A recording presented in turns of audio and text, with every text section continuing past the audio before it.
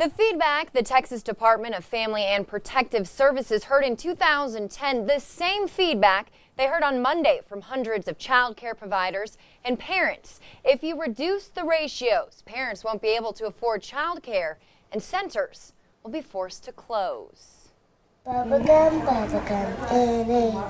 Single mother Ebony Coleman has 3 children in Mrs. Irene's daycare in Midland.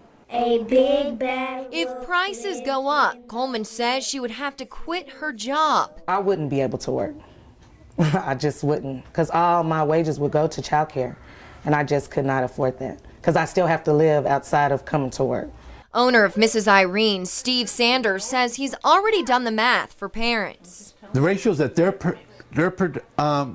asking for, I think it's going to destroy childcare. Sanders says their rates would have to double to cover the cost of hiring more caregivers and accepting fewer children.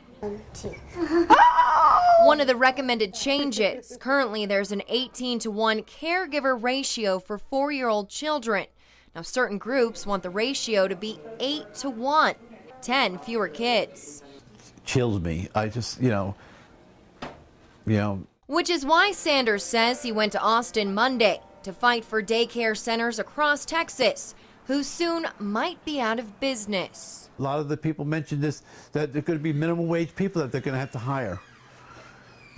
There is no quality in that. I'm sorry.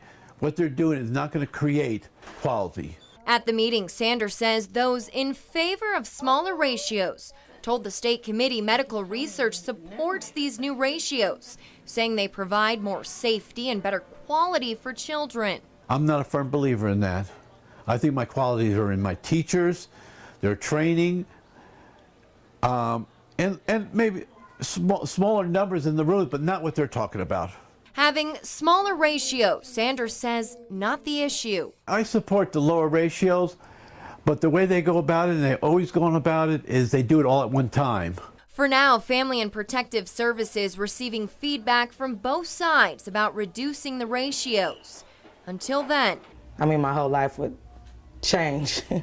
Coleman says she plans to join Sanders and other parents in their fight to stop these ratios from happening.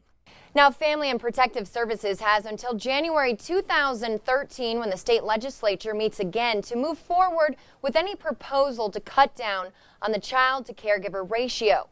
To see the whole list of proposed ratio changes for daycare, head to our website, PermianBasin360.com. With your local election headquarters coverage, I'm Stephanie Sobek.